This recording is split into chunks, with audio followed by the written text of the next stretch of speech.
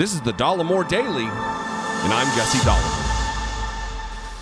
Hey, at the end of this video, stick around because there is an offer from Raycon Everyday Earbuds that I think you should hear about and support the channel. Let's talk about the State of the Union last night and Marjorie Taylor Greene. We're going to get into some things that are serious, but first we're going to make a little fun of an idiot, as you would expect when Marjorie Taylor Greene is involved. Yesterday, of course, was the third State of the Union address of Joe Biden, and it was a banger. You would think that his performance would dispel any of the nonsense that I've been dispelling for months and months and months about the cognitive decline, the alleged cognitive decline of Joe Biden. He was on top of it. There was few verbal gaffes, fewer than I do in a normal video, certainly. And he was concise, to the point, a great communicator. And leading up to the State of the Union, there was a lot of talk after Mike Johnson, the Speaker of the House, said, look, let's keep it respectful. Let's keep the decorum in place. Let's do our jobs and be professionals. Shocking, coming from Mike Johnson. And the Chaos Caucus chairman, Marjorie Taylor Greene, spoke to Manu Raju out on the plaza of the U.S. Capitol, and she indicated that no, she's not going to follow those rules. She'll do what she wants to do if Joe Biden lies. Watch this. Well, if he's a liar, he should be called out. That's important to do, and people really care about that. So you might call him out tonight on the floor of the House. I have no idea what he's going to say, and I would argue that Joe Biden has no idea what he's saying, too. So they're probably working up a good drug cocktail mix over there at the White House. So we'll see how he talks tonight, and then I'll decide then.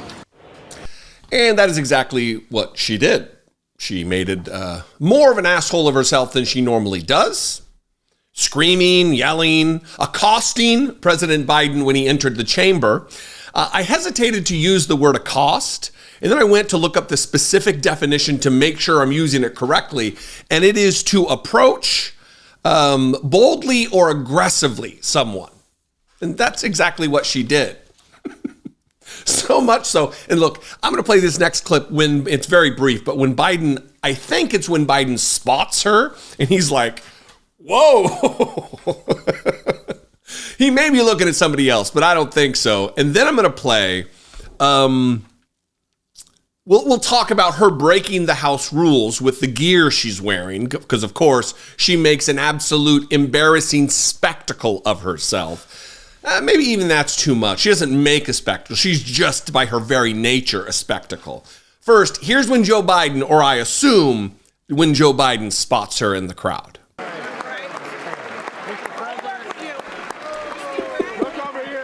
That's good stuff. So you saw there what she's wearing, the MAGA hat. She's wearing a Laken Riley pin, a girl, a woman, University of Georgia student who was brutally murdered. And we're going to talk about that. That's the serious part of that. But first, I want to address the fact that she is absolutely, without doubt, breaking House rules. A lot of people on Twitter are like, oh, it's not the House rules. It's not House rules. That's not the rule. And it is the rule. I'll read the rule here, and then I'm going to talk about the fact, I'm going to play a video of her talking about having spoken to the House Sergeant at Arms who told her, look, you got to take off the hat or there's going to be a fine or there'll be some kind of, and she was offended by this, We'll play that. But first, here's from the House Committee on Ethics. This is from the House.gov website. General prohibition against using official resources for campaign or political purposes. House buildings and House rooms and offices. The House buildings and House rooms and offices, including district offices, are supported with official funds and hence are considered official resources. Accordingly, as a general rule, they may not be used for the conduct of campaign or political activities, which is exactly what she is doing, wearing the stupid hat, the racist trash hat. Make America great again, Trump 2020. It's not even a new one. So she went on with her boyfriend, Brian Glenn, I think his name is, from Right Side Broadcasting, those idiots that follow Trump around everywhere he goes, like stalkers. And she was talking about the conversation she had with the House Sergeant at Arms. Prepare yourself for great offense having been taken. But here's what offended me. Here's what I found to be outrageous is Sergeant at Arms came up and told me that I needed to take the hat off. And I said, I'm not taking the hat off. I refused to take it off. And he said, well, it's decorum. I said, I certainly understand. You do what you need to do. I'll pay a fine. I'll do whatever, a warning, whatever there is. But I'm not taking the hat off. And he said, well, you're going to have to leave, or we're going to take you out. And I was like, you can haul me out of here. Go ahead and try it, but I'm not taking this hat off. And I told him, I'm elected by my district. This is the people's house. I will wear this hat. I will wear it here in the House floor because my district supports President Trump, supports Make America Great Again policies, and supports me wearing this hat. I'm not taking it off, and I'm not leaving. So he threatened to remove you, and you said, "Fine, if you got to remove me, remove me." Yeah. I would have loved to have seen them to try to do that. Me too. You would have loved to have seen him try to do that. Is she an immovable object there, Brian Glenn? Can she not be removed? She is so a mighty titan of a woman. Fucking idiots. So she's absolutely breaking the rules. We just read the rule. Just because your district, as you claim, supports MAGA, doesn't mean you can break House rules. They don't write the rules in your district. The House Committee on Rules, which is a bipartisan committee, does. So here's the moment. I'm going to play it where Biden is gracious enough to not ignore her. I don't know why, but he did approach her and took whatever she gave him and had a brief interaction. And here's that moment. And then we're going to talk about this Laken Riley thing and the misplaced anger and politicization of this tragedy.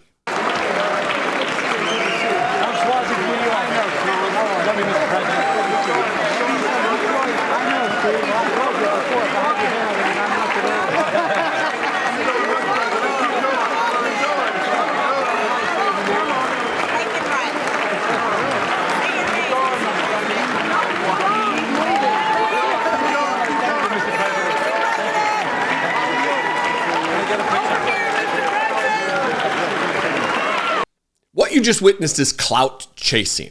That's all that is. She's got her phone. She's recording the moment. She is gleeful in her demeanor about what just took place. And for some reason, Joe Biden, in his graciousness, decided to throw her a bone and give her some attention. Now, if you don't know who Laken Riley was, she was a 22-year-old nursing student. Not the University of Georgia. She was at Augusta. I apologize. I said it wrong earlier. She was murdered by an undocumented immigrant from Venezuela. Jose Ibarra, I think his name is.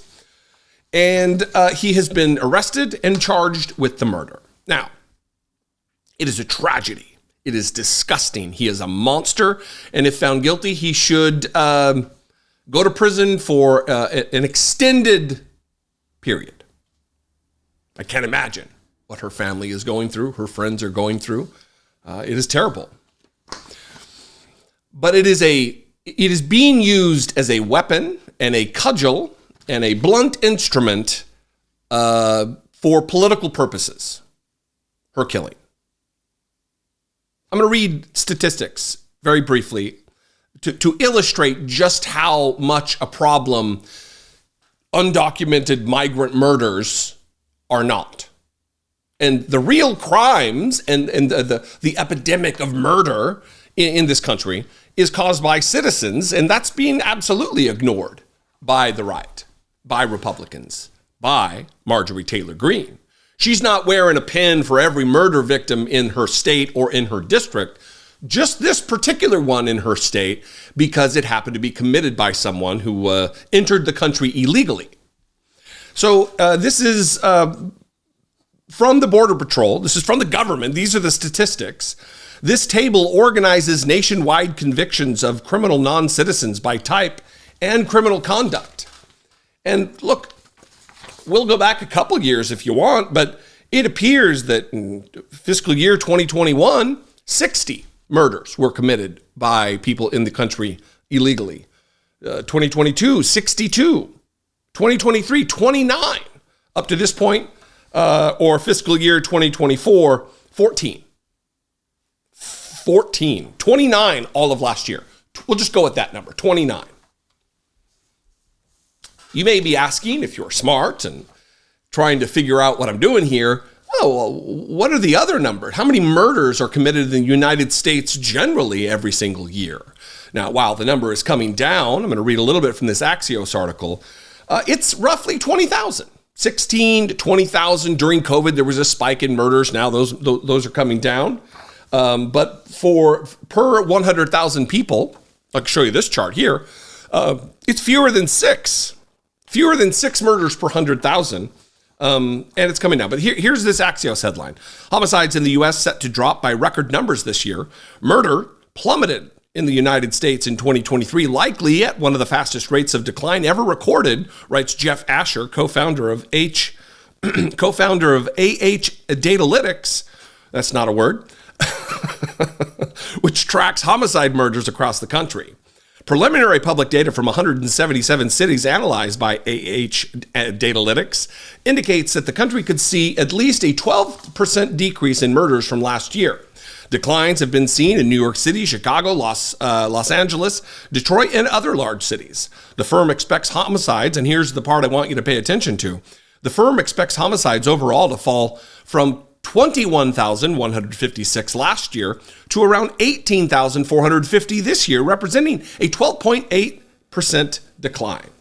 And then it talks about the other violent crimes also dropping. So listen, let's just say it's 20,000 murders a year.